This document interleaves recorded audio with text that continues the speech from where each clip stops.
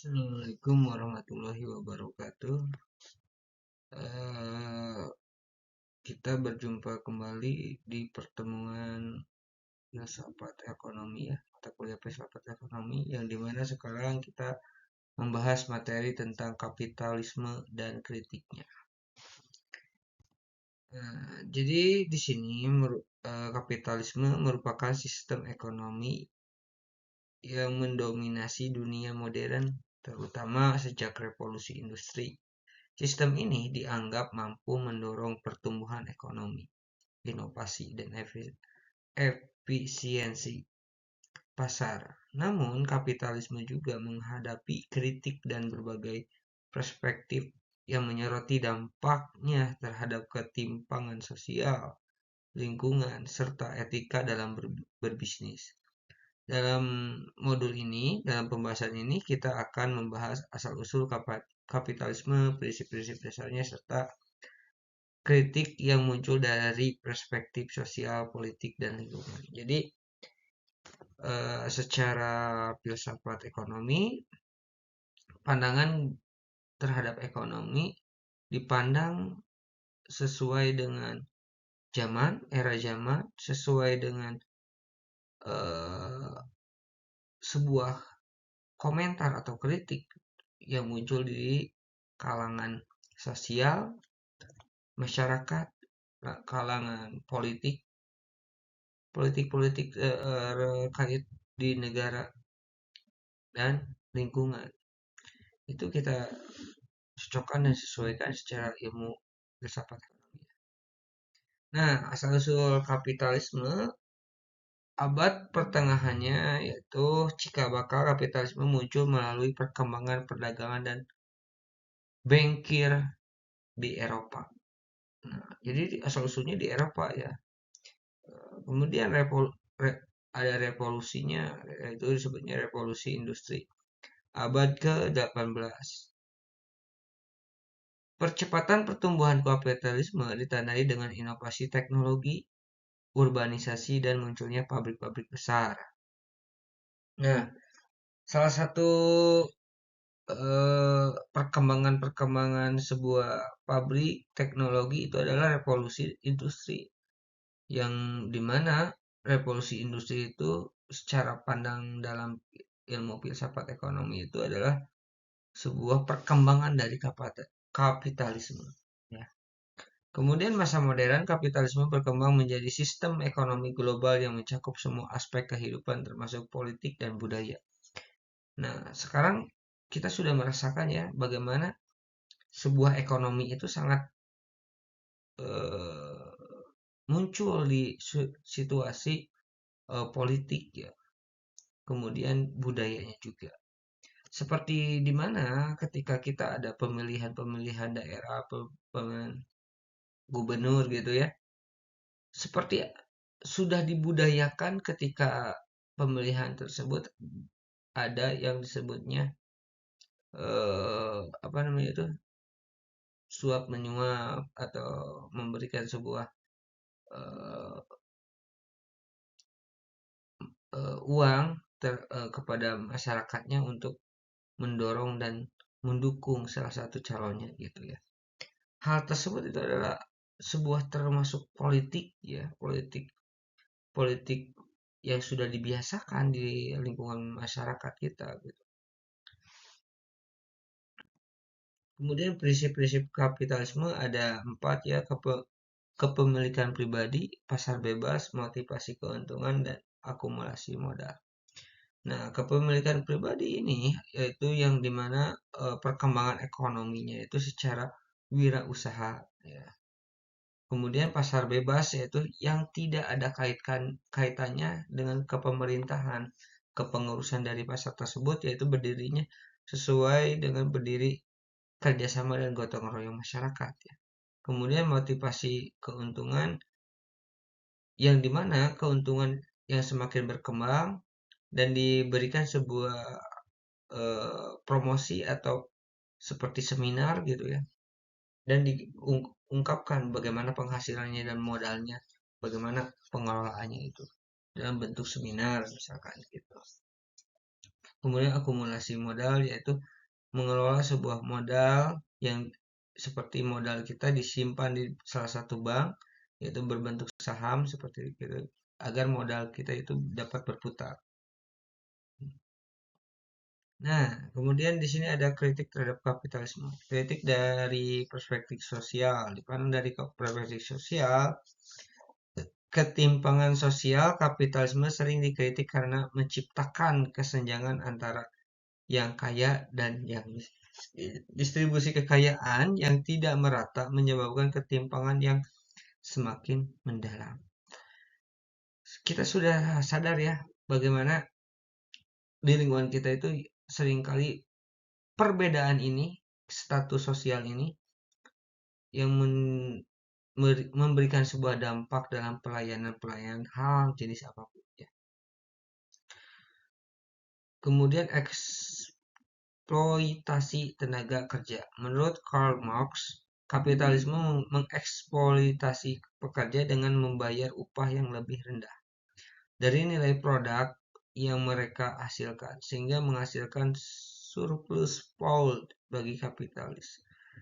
Jadi surplus Paul di sini yang dimaksud yaitu ketidakselarasan yang dimana upah tersebut eh, kurang sesuai dengan penghasilan terhadap pabriknya. Sedangkan di mana penghasilan pabrik tersebut sudah diupayakan oleh pekerja-pekerjanya. Kemudian komodifikasi. Segala sesuatu termasuk kebutuhan dasar manusia dikomodifikasi atau diubah menjadi barang dagangan dalam kapitalisme sehingga akses menjadi tergantung pada kemampuan membayar. Nah, ketika kita mengubah sebuah kepemilikan kita menjadi sebuah kebutuhan dasar manusia, yaitu eh, barang yang dimiliki oleh kita diperdagangkan dalam bentuk kapitalisme, ya tergantung kepada pemberanian si pembayar yang ditawarkan secara keinginan harganya dari kita. Kemudian masih dari kritik kapitalisme ya, dari perspektif politik, dipandang dari perspektif politik, monopoli dan oligopoli pasar bebas yang tidak terkontrol seringkali menghasilkan monopoli di mana satu perusahaan menguasai seluruh pasar, atau oligopoli di mana beberapa perusahaan besar mendominasi. Nah, jadi pasar bebas itu bukannya dilarang oleh pemerintah, tetapi pemerintah menghimbau agar tidak terjadi seperti ini, tidak terkontrol, kemudian seringkalinya sebuah terjadi monopoli yang dimana di pasar tersebut itu uang uang itu harus ada pemberian sebuah uang kebersihan dan pengamanan yang kurang sesuai dengan pembayarannya. Kemudian pengaruh politik. Perusahaan besar dapat menggunakan kekayaan mereka untuk mempengaruhi kebijakan publik dan politik yang seringkali tidak menguntungkan masyarakat umum. Nah, kita yang dimana sekarang di daerah saya ini ada salah satu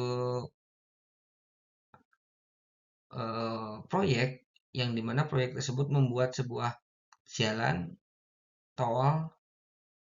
Nah, proyek tersebut membutuhkan sebuah bahan-bahan dari pasir ya, kemudian batu-batuan. Nah, sedangkan batu-batuan harus dikirim ke arah lokasi proyek tersebut itu melalui jalan raya yang sering kali dipergunakan oleh masyarakat, sedangkan jalan raya tersebut tidak diperkenankan untuk digunakan oleh kendaraan-kendaraan yang berbobot angkutan berat gitu ya.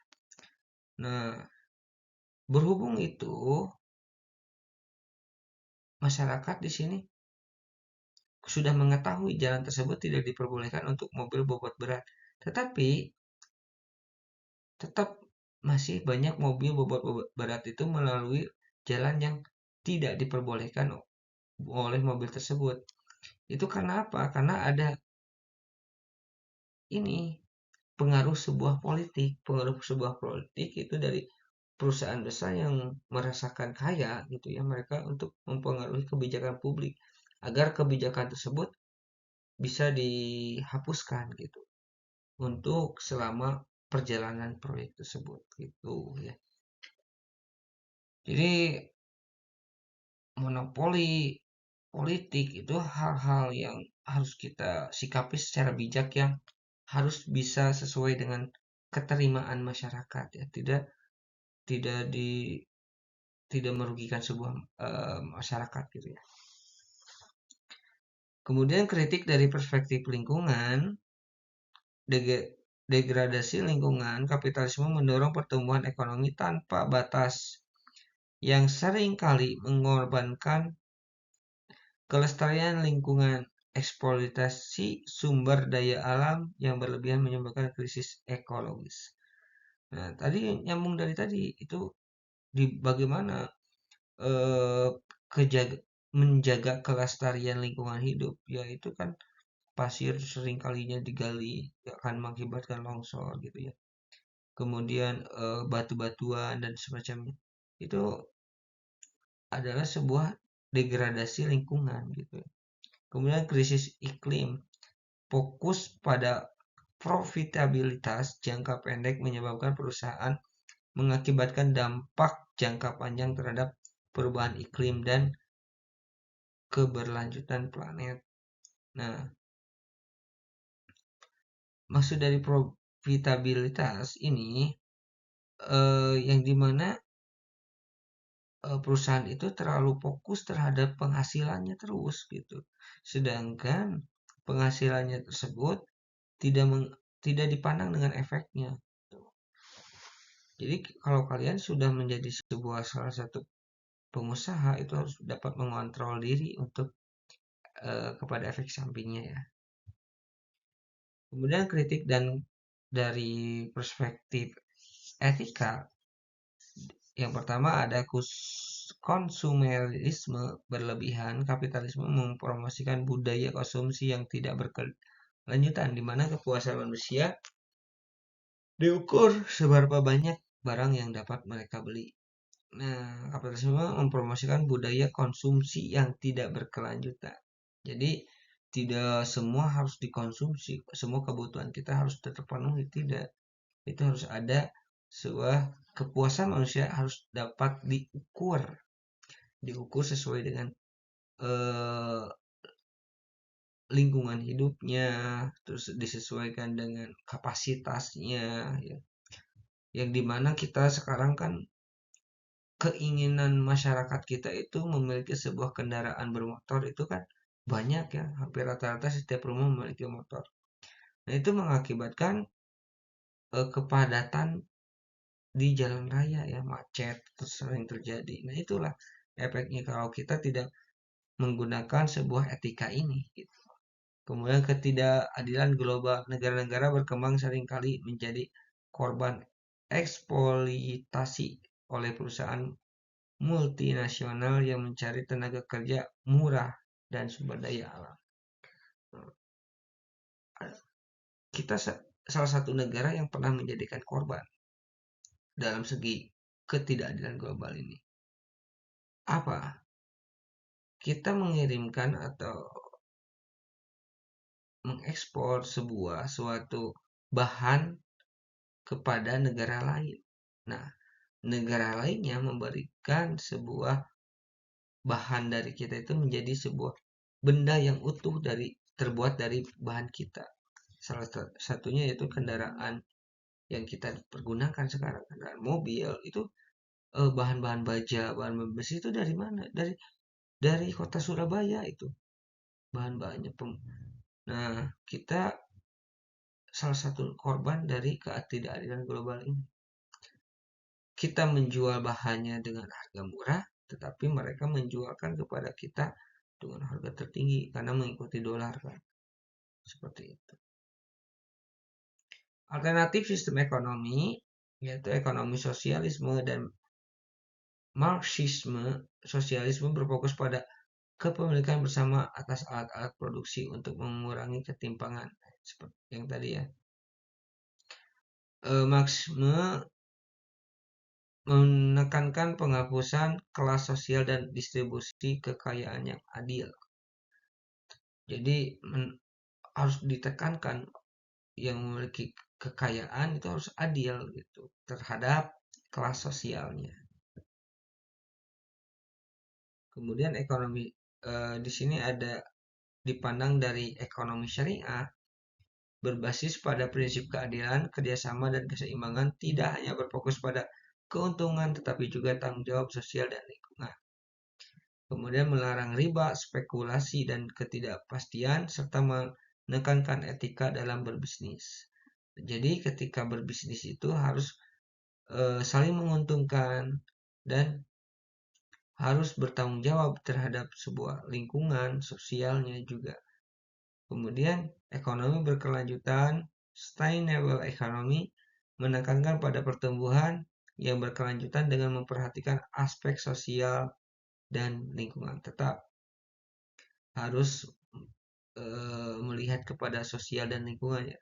Kalau ini berkelanjutannya, bagaimana kalau perkembangan nanti kalau kita ekonominya tetap begini, nah itu lebih dipandangnya seperti itu. Fokus pada curricular ekonomi, di mana sumber daya digunakan kembali dan limbah diminimalkan. Nah, penutup dari simpulan semuanya materi yang sudah saya jelaskan itu, jadi kapitalisme itu telah membawa kemajuan signifikan dalam perekonomian dunia, namun tidak dapat dipungkiri bahwa sistem ini juga memiliki banyak kelemahan. Kritik terhadap kapitalisme menawarkan peluang untuk memperbaiki sistem ekonomi yang lebih adil, inklusif, dan berkelanjutan. Di masa depan, keseimbangan antara efisiensi ekonomi dan keadilan sosial menjadi tantangan utama yang harus diatasi. Nah, mudah-mudahan regenerasi ini kalian sebagai mahasiswa dapat mengimbangi kapitalisme untuk ke masa depan, khususnya kepada terkait ekonomi. Baik, terima kasih atas perhatiannya. Mohon maaf bila ada kekurangan dan kesalahan dari saya. Wassalamualaikum warahmatullahi wabarakatuh.